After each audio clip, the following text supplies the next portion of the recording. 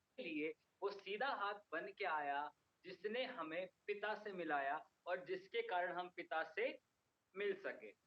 ठीक है? समझ में आया आप लोगों को? क्लियर है यहाँ तक? हाँ, ना कुछ तो बताओ। हाँ जी pastor praise the lord brother, मैं थोड़ा लास्ट का थोड़ा मेरे फोन आ गया था, इसलिए मैं वो राइटिंग कर रही हूँ बिन्यामीन का। अच्छा, ठीक है। बेंजामिन का मतलब होता है son of my right hand. ठीक है, हिंदी में बेंजामिन को बिन्यामीन भी कहा जाता है, और इसका मतलब होता है मेरे सीधे हाथ का पुत्र। यीशु मसीह वो पुत्र बन के आया, जिसने उस टूटे हुए रिश्ते को उस पिता से मिलाया जो बिल्कुल टूट गया था।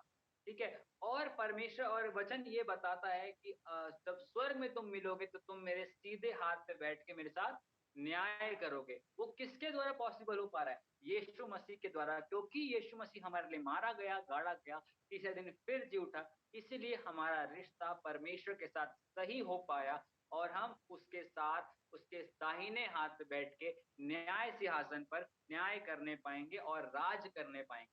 ठीक है, जिसको मिलेनियम ईयर भी कहते हैं, और जब मिलेनियम ईयर आएगा हम पढ़ेंगे तो वो बात की बात है। ठीक है जी, तो अब तक ये 12 क्लियर है आप लोगों को? कुछ पूछना है अभी तक?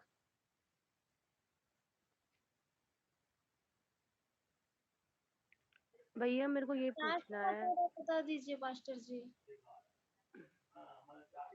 करके बताऊंगा जी, पूछिए।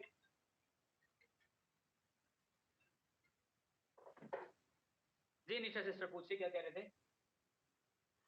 ब्रदर आपने पिछली क्लास में बोला था कि यूसुफ का नाम हट जोसेफ का नाम हट गया था, उनके बच्चों का नाम आ गया था, क्योंकि वो मतलब गुम हो गए थे बचपन में। तो फिर बचपन में उनको बच्चे कैसे हुए थे? मतलब बचपन बच्चे तो में बच्चे बाद कौन में थे? हुए।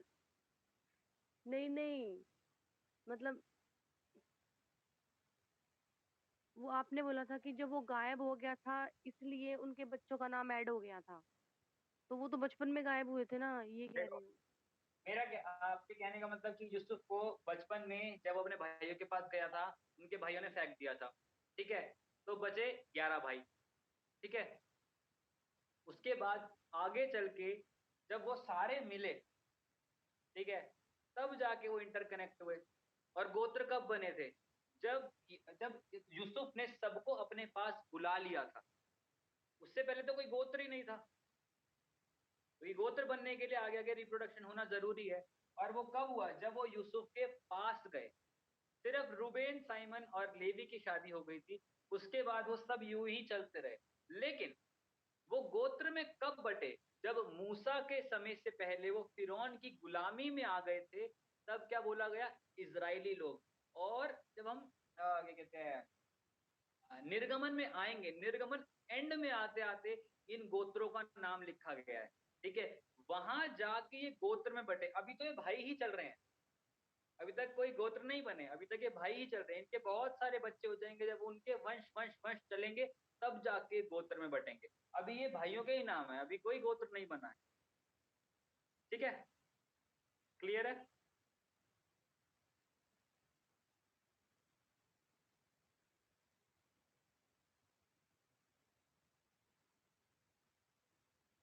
ब्रदर जी, ये एप्रेम और मनशे ये दोनों उनके पुत्र थे या भाई थे?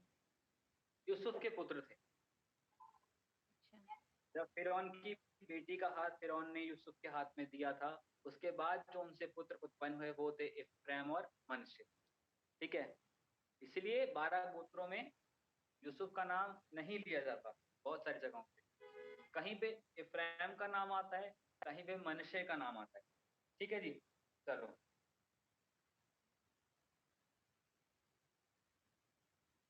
और कहीं कहीं पे मनश्शे और यूसुफ दोनों का नाम आता है, लेकिन यूसुफ का नाम किसको दिखाता है? इफ्राइम। ठीक है? ये भी क्लियर रखना अपने दिमाग में। ठीक है जी, चलो। अभी तक हमने पढ़ा था उत्पत्ति 30 से। ठीक है? अब सेम नामों को हम पढ़ेंगे रेवलेशन। और ये मेरा पेन नहीं चल रहा।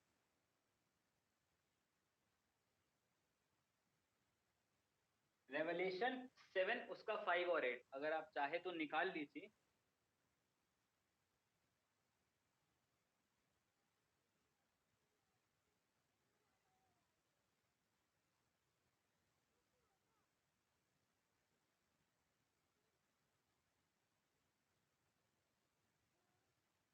ठीक है, चलो स्टार्ट करें।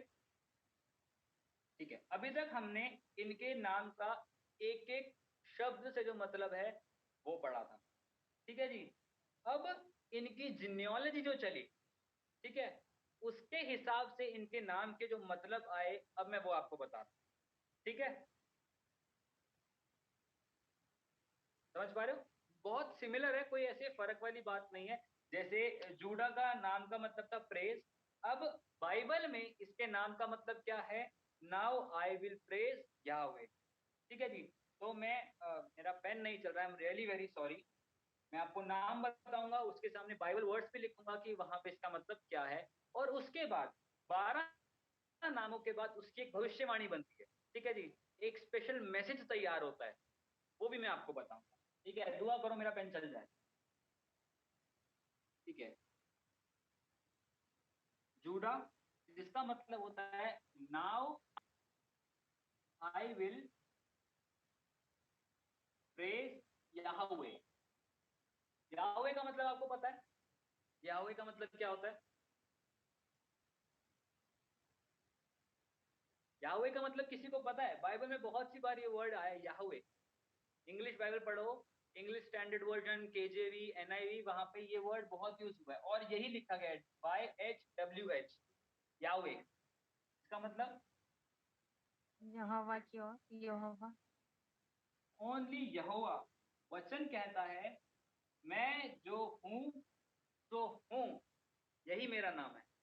तू मुझे कोई नाम नहीं दे सकता, लेकिन मैं तेरे को नाम दे सकता। Yahweh, I am who I am, I am what I am, मैं जो हूं सो हूं, इट इज कॉल्ड याहवे। ठीक है जी, यहोवा परमेश्वर।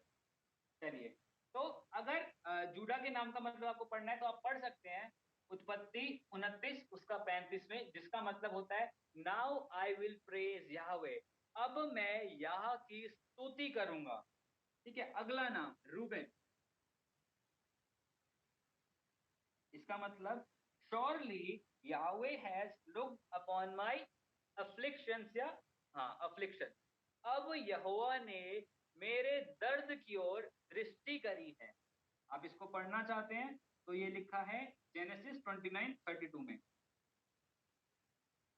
29:32। ठीक है जी, उसके बाद मतलब सॉरी नाम है गाद। गाद का मतलब होता है व्हाट गुड फॉर्च्यून, क्या भाग्य मिला है। कितने लोग कहते हैं मेरा भाग्य संवर गया?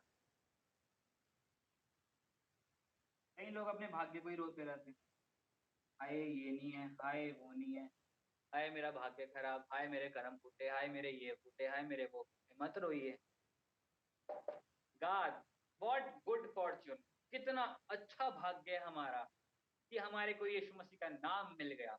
हमें यहोवा परमेश्वर ने मोल लेके छुड़ा लिया, हमें परमेश्वर ने प्यार किया, यहोवा ने हमें नरक से बचा लिया, हमें अच्छी जिंदगी का प्रॉमिस कर दिया। और सबसे बड़ी बात बढ़कर हर दिन के लिए उसने हमें एक बात बोली, मत डर।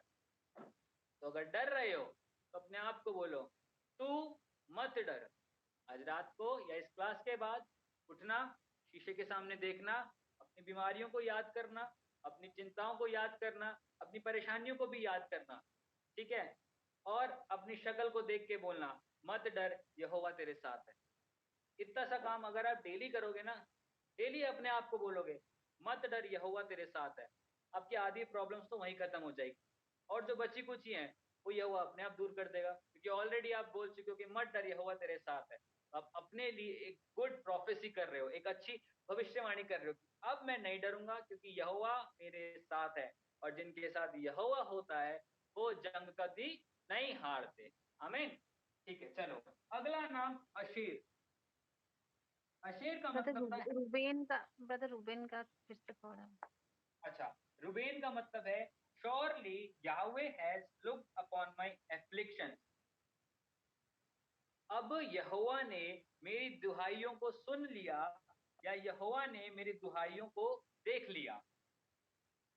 ठीक है जी, गाद का मतलब होता है व्हाट गुड फॉर्च्यून, कितना अच्छा भाग्य है। अशेर का मतलब हैप्पी आई एम, मैं बहुत खुश हूं। ठीक है जी, इसको हम लिखेंगे जेनेसिस 30 का 13, ये सारी वर्सेस आप पढ़ सकते हैं घर पे बैठ के अभी क्लास के बाद, तो आपको इजीली समझ में आ जाएगा। ठीक है जी। अब आ रही नफ्ताली। नफ्ताली का मतलब होता है with great resting I have wrestled, बहुत जद्दोजहद के साथ मैंने स्ट्रगल किया है। आप में से बहुत सारे लोग ऐसे हैं जो इस टाइम स्ट्रगल कर रहे हैं, लेकिन कोई बात नहीं, उस स्ट्रगल के लिए भी एक वैल्यू है, उस स्ट्रगल का भी एक टाइम है, एक समय आएगा जब वो स्ट्रगल खत्म होगा और आप अपनी आशीषों के साथ उस बड़ी जगह पे बैठे होगे जिस जगह पे बैठाने के लिए प्रभु खुद आपको स्ट्रगल्स के बीच में से लेके जा रहा है। उसका एक वचन है भजन संहिता 23 में जो कहता है कि चाहे मैं मौत की तराइयों में से भी होकर चलूं तो भी तू मुझे संभाले रहता है। पढ़ा है आपने भजन संहिता 23? पढ़ना कभी, बहुत अच्छा है।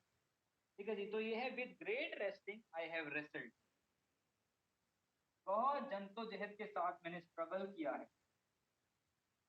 38। ठीक है जी, लिख लिया आपने? ये मिटा दूं? मिटा दूं? उधर आश्चर्य का फिर से थोड़ी एक बार फिर से। अशेर का है हैप्पी आई एम, मैं बहुत खुश हूं। ब्रदर नाप्ताली का नाप्ताली का है with great wrestling I have wrestled, मतलब बहुत जद्दोजहद के साथ मैंने स्ट्रगल किया है। मैंने स्ट्रगल को हिंदी में क्या कहते हैं? संघर्ष। संघर्ष। मैंने बहुत जद्दोजहद के साथ संघर्ष किया। ठीक है। अब बात करते हैं मनशे की। ठीक है, अभी तक मैंने आपको बताया था कि अब यूसुफ का नाम हटके मनशे और इफ्राइम आ जाएगा। ठीक है, लेकिन यहाँ पे रेवलेशन 7:5-8 में मनशे भी लिखा है और यूसुफ भी लिखा है। ठीक है, तो इफ्राइम की जगह यूसुफ का नाम इस्तेमाल किया गया है। तो आप कंफ्यूज मत होना, कहीं मनशे, इफ्राइम और यूसुफ का नाम आए तो ये तीनों एक ही हैं। ठीक है जी, लेकिन सबको डिफरेंशिएट करने में उनके अलग अलग नाम लिखे गए हैं। ठीक है जी। चलो अब आते हैं मनसे।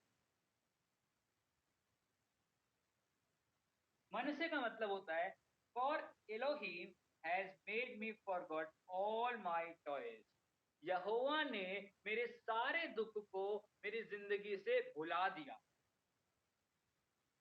कितने लोग विश्वास करते हैं यहोवा ने हम सब के दुखों को हमारी जिंदगी से भुला दिया? अभी तक इसका नाम भी नहीं था, जैसी नाम आया वैसी क्या बात आ गई, यहोवा ने मेरे सारे दुखों को मेरी जिंदगी से भुला दिया। Lord has forgot, the Lord has made me forget all my toy. ठीक है जी। चलो अब बात करते हैं साइमन की। सिमोन। सिमोन का मतलब होता है because Jehovah has heard that I was hated, Jehovah ने इस बात को सुन लिया कि मुझसे नफरत की गई, मुझे अयोग्य जाना गया, मुझे तुच्छ जाना गया। यहोवा ने इस बात को सुन लिया। इंग्लिश में, because Yahweh has heard that I was hated. Genesis 29:33। ठीक है जी। अब नेक्स्ट नेम लेवी।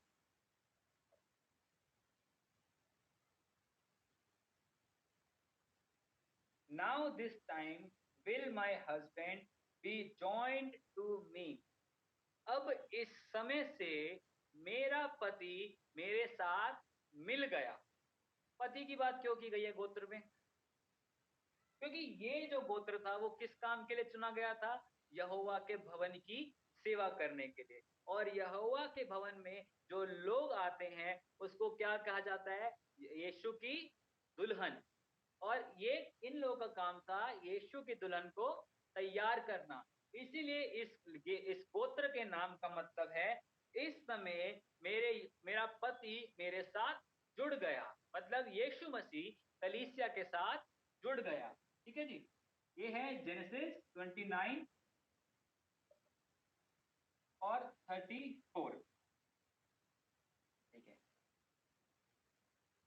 अब पहले हमने जो पढ़ा था उसमें दान था, इस वाले उसमें दान का नाम मिसिंग है, इसमें मनुष्य का नाम इसमें ऐड हो गया। ठीक है जी, चलो अब आ जाते हैं इसाकार। ठीक है, इसाकार का मतलब होता है Jehovah Elohim has given me my wages, मतलब यहोवा ने मेरा मूल मुझे दे दिया या मेरी सैलरी मुझे दे दी।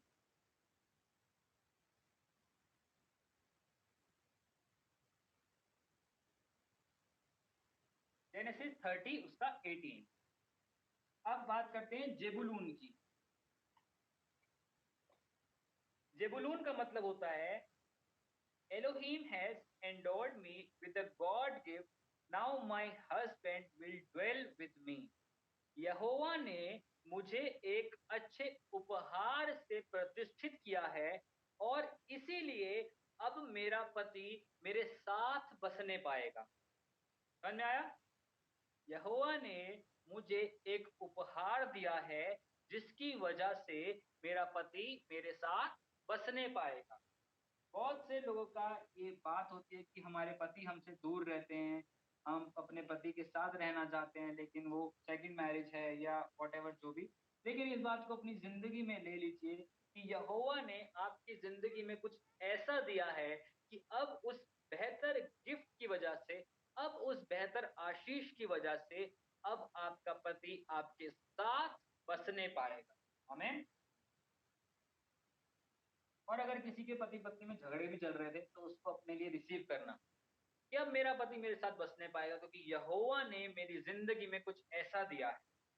ठीक है, चलो जोसेफ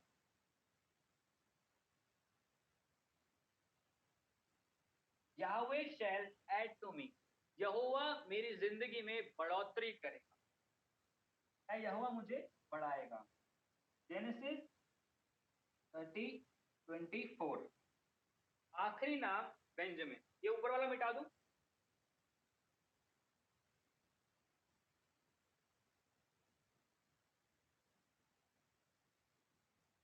बेंजामिन,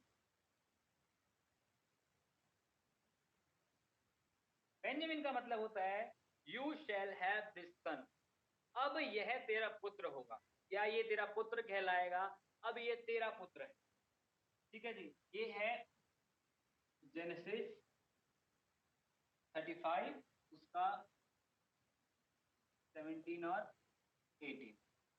ठीक है, तो सबके मतलब मैंने आपको बता दिए। अब जब हम सबके मतलब को पढ़ते हैं तो इससे एक बात सामने आती है। ठीक है जी, लिख लिया आप सबने? लिख लिया? ठीक है, अब इसके साथ जो बात सामने आती है या जो भविष्यवाणी बनती है, जो एक वर्ड ऑफ मैसेज बनता है, वो है अब मैं यहोवा की प्रशंसा करूंगा, निश्चित रूप से यहोवा ने मेरे दुख को देखा है। क्या सौभाग्य है ये है कि मैं खुश हूं, मैं बड़ी कुश्ती के साथ जीता हूं और मैंने जीत हासिल की है। यहोवा ने मुझे मेरे दुख को भुला दिया है क्योंकि यहोवा ने सुना है कि मुझसे नफरत की गई थी। हाँ, क्योंकि यहोवा ने सुना है कि मुझसे नफरत की गई थी, अब मेरा पति मेरे साथ जुड़ेगा। यहोवा ने मुझे मेरी मजदूरी दी है, यहोवा ने मुझे एक उपहार दिया है, अब मेरा पति मेरे साथ रहेगा, यहोवा मुझे जोड़ देगा और और मेरे पास ये बेटा होगा। ठीक है, कुछ समझ में आया आप लोगों के? आधे लोग गए सर के ऊपर से गया है ना, कोई बात नहीं। आप जब इसको पढ़ोगे